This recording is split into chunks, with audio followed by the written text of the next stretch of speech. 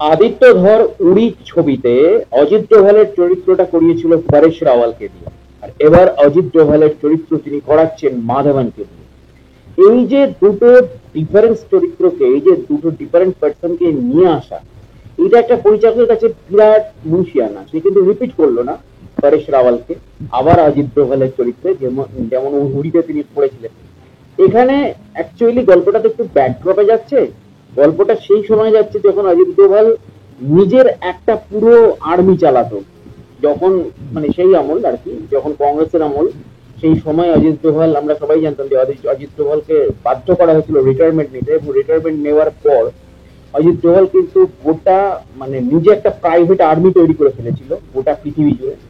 এবং সেই private army দিয়ে তিনি কিন্তু ভারতের মানে স্পাইদেরকে মনিটরিং করতেন, এবং ভারতের আগে মানে বিরুদ্ধে আসা যে কোনো সমস্যাকে তিনি কিন্তু ওখানেই সলভ করে দিতেন, পুরো প্রাইভেটলি, যেটা গভর্নমেন্টের কন্ট্রোলেই ছিল না, এবং খুব পার্সোনাল।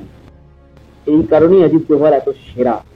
এবং যখন 2014 সালের গভর্নমেন্ট চেঞ্জ হলো, তখন কিন্তু এই অজিত ডোভালকে রিটায়ারমেন্ট লাইফ থেকে আবার ফিরিয়ে এনে ন্যাশনাল সিকিউরিটি চিফ বানিয়ে দেওয়া হলো। কারণ অজিত ডোভাল ছিল স্পাই মাস্টার, শুধু নয়, অজিত ডোভাল নিজে একজন সেরা স্পাই। আমরা জানি যারা অজিত ডোভালের আত্মজীবনী পড়েছি। তো সেইখান থেকে ধুরন্ধরের স্ক্রিপ্টের ইন্সপিরেশন আদিত্য ধরের। অজিত ডোভালের জীবনে এরকম প্রচুর ঘটনা আছে, প্রচুর কাহিনী আছে, যেখানে তিনি মানে এইভাবে অনেক কিছুকে কন্ট্রোল করেছেন, অনেক কিছুকে ম্যানেজ করেছেন। ওনার জীবনের এই ঘটনাগুলোকে নিয়ে এক একটা প্লট, এক একটা সিনেমা সারা জীবন চালাতে পারে। তার নিজের ব্যক্তিগত জীবন এবং তার পাশাপাশি তার যে মনিটরিং, তার যে কন্ট্রোল, এখন তো ছেড়ে দিন, 2014 পর তো সে তো ডিরেক্ট অ্যাসিনেশন করছে, সরি ডিরেক্ট সে কন্ট্রোল করছে পুরো সিস্টেমকে, এবং পাকিস্তানি জঙ্গিদেরকে সে তার মনিটরিং এর মাধ্যমে অ্যাসিনেশন করে দিচ্ছে। তো এক্স্যাক্টলি সেই জায়গা থেকে দাঁড়িয়ে এইবারে ধুরন্ধরের যে প্রজেক্ট, এটা একটা ট্রু ইভেন্ট। এবং এখানে বহুদিন পর আমরা রণবীর সিংকে এত ভয়ানক ভাবে দেখলাম। কারণ রণবীর সিংকে আমরা লাভ ভয়ানক ভাবে দেখেছিলাম সেই পদ্মাবতে, যেন একদম সেই যে ভয়ঙ্করতা, সেই ভয়ঙ্করতা কোথাও যেন হারিয়ে গেছে।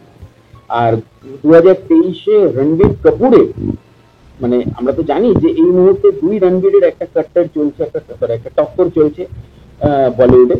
কারণ আগামী সুপারস্টার কিন্তু এরা দুজন। হ্যাঁ, কারণ দুজনেই বলতে এই কারণে, কিন্তু দুজনের যে ব্যাকড্রপ, তাদের ফিল্মোগ্রাফ কিন্তু শেষ 10 বছরে অনেকটা পড়ে গেছে। মানে 2023-এর আগে রণবীর কাপুরের 10 বছরটা খুব বাজে গেছিল।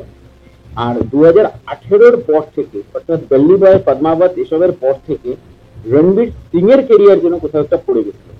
কোথাও যেন রণবীর সিং এর এইবার আবার একটা ফিরে আসার জায়গা হয়েছে। কারণ এর মধ্যে রণবীর সিং এমন কিছু চরিত্র করেছিল, যেগুলো চরিত্র হিসেবে দুর্ধর্ষ চরিত্র, যেমন দেখেছিলাম মানে কপিল দেবের চরিত্রটাকে, কিন্তু সেইভাবে ছবিগুলো সেরকম ভাবে চলেনি, যেমন ভাবে রণবীরের ছবিগুলো চলেছিল একটা সময়।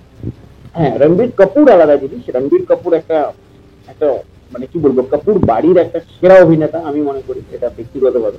রাজ কাপুরের পরে রণবীর কাপুর হচ্ছে কাপুর অভিনেতা। ঋষি কাপুর মানে শেষ জীবনে যে কয়েকটা সলিড অভিনয় করেছে, কোথাও যেন ছেলের একটা ইন্সপিরেশন, ছেলের একটা প্রেশার ছিল। কারণ ঋষি কাপুর কোনোদিনও পজিটিভ চরিত্র ছেড়ে নেগেটিভ চরিত্র করতে চায়। তো সেটা রণবীর কাপুর জোর করেই তাকে যে অগ্নিপথে নেগেটিভ চরিত্র শুরু করিয়েছিল। তারপরে তো বাকিটা ইতিহাস আমরা জানি। তো যাই হোক, হোয়াট এভার, বাদ দিন। কিন্তু ঘটনা হচ্ছে যেটা, সেটা হচ্ছে যে এই দুই রণবীরের লড়াইয়ের মধ্যে রণবীর কাপুরের অ্যানিমেলের পর রণবীর সিং এর দরকার ছিল এরকম একটা কামব্যাক, এবং এখানে সত্যি ব্রুটালি কামব্যাক করছে রণবীর সিং। এবং এই গল্পতে সত্যি শুধু সিনেমার নাম ধুরন্ধর হলে হবে না, সিনেমাতে কারা কোন চরিত্র প্লে করছে প্রত্যেকটা ধুরন্ধর একটা। এবং এই জায়গা থেকে দাঁড়িয়ে সঞ্জয় দত্ত, অক্ষয় খান্না, অর্জুন রামপাল এবং আর মাধবী, ডেঞ্জারাস কাস্ট। এবং আদিত্য ধর মানে অনেক বড় মাপের ডিরেক্টর আমরা জানি, কারণ আদিত্য ধর কমান্ডো ফ্র্যাঞ্চাইজির জন্ম দিয়েছিল, কিন্তু পরবর্তীকালে কমান্ডো ফ্র্যাঞ্চাইজি থেকে আদিত্য ধরকে বের করে দেওয়া হয়। হ্যাঁ, এবং বের করে দেওয়ার পরেই কমান্ডো ফ্র্যাঞ্চাইজি কিন্তু ডুবতে শুরু করে। তাতে আদিত্য ধরে কিচ্ছু এসে যায় না, কারণ আদিত্য ধর তারপরে উড়ি করে। উড়ি করার পর এতটাই জনপ্রিয়তা লাভ করে যে তাকে আর পেছন ফিরে তাকাতে হয় না। তারপর আমরা 2023-এ দেখেছি আর্টিকেল 367। তো মানে মানে তারপরে এইবার এই ছবিটা নিয়ে আসছে। কিন্তু অদ্ভুত ব্যাপার, সেটার স্ত্রীকে কিন্তু এই ছবিতে রিপিট করলো না। কারণ আদিত্য ধরের স্ত্রী হচ্ছে আমি গৌতম, ইয়ামি গৌতমকে কিন্তু এই ছবিতে কোথাও আমরা কোনো চরিত্রে দেখতে পেলাম না। তো এইটা অ্যাকচুয়ালি খুব ভালো একটা সাইন, কারণ আদিত্য ধর লাস্ট কয়েকটা ছবিতে বারবার ইয়ামি গৌতমকে রিপিট করছিল, যেটা দেখতে খুব বেমানান লাগছিল। কিন্তু এইবার ধুরন্ধরে কোথাও ইয়ামি গৌতমকে আমরা দেখতে পেলাম না। তো ধুরন্ধরে পুরোপুরি একটা মানে নতুন নতুন হিরোইনদের নিয়ে আসা হচ্ছে, নতুন অভিনেত্রীদের নিয়ে আসা হচ্ছে, যেখানে অভিনেতাদের উপর প্রচন্ড জোর দেওয়া হয়েছে। এবং সঞ্জয় দত্ত একই ফ্লেভে, সঞ্জয় দত্ত, অক্ষয় খান্না, আর মাধবন এবং অর্জুন রামপালের সাথে সাথে রণবীর সিং, এর একটা দুর্ধর্ষ একটা কোলাবোরেশন। এবং ছবি রিলিজ হচ্ছে 5 ডিসেম্বর, যেখানে সরাসরি ক্লাস করছে কিন্তু রাজা সাহেবের সঙ্গে, অর্থাৎ প্রভাসের রাজা সাহেবের সঙ্গে। তো এইবারে প্রভাসের মজা, কারণ প্রভাস এতদিন কিন্তু শাহরুখ খানের সাথে ছবি রিলিজ দিয়েছিল জোর জবরদস্তি। তো সেইখানে এইবার কিন্তু প্রভাসকে চ্যালেঞ্জ দিতে রণবীর সিং এত বড় টিম নিয়ে চলে এসেছে। এবং নো ডাউট ভাই, অসাধারণ ট্রেলার বা অসাধারণ ফার্স্ট লুক। এবং সর্বপ্রথম তো মানে কি বলবো, রণবীর সিং এর বিলেটেড হ্যাপি বার্থডে। আমি ভিডিওটা সেই দিনকে করতে পারিনি, কিন্তু অসাধারণ লেগেছে আমার ট্রেলারটা। এবং এই যে অজিত দোভালের জীবনের যে ছোট ছোট কাহিনী, যেগুলো অনেকেই জানে না, যে অজিত দোভাল প্রাইভেট আর্মি একটা সময় নিয়ে কাজ করেছে গোপনে ভারতকে রক্ষা করার জন্য। যখন কংগ্রেস সরকারের আমল ছিল, যখন তাকে সরিয়ে দেওয়া হয়েছিল, পুরোপুরি রিটায়ারমেন্ট নিয়ে বাধ্য করা হয়েছিল, সেই সময়ে দাঁড়িয়েও সে কিন্তু দেশের সিকিউরিটি নিয়ে ভেবেছিল। এই লোকটাকে আমি যথেষ্ট মানি, কারণ এই লোকটার যে ক্ষমতা, সেই ক্ষমতা এত সহজ নয়। কারণ সে নিজে স্পাই হিসেবে পাকিস্তানে বহু বছর কাটিয়েছিল, ভয়ানক ভয়ানক টেররিস্ট শিবিরে বহু বছর কাটিয়েছিল। যারা আত্মজীবনী পড়েননি তারা জীবনীটা, সরি, যারা ওনার জীবনী পড়েননি, বায়োগ্রাফি পড়েননি, তারা একবার পড়ে নেবে।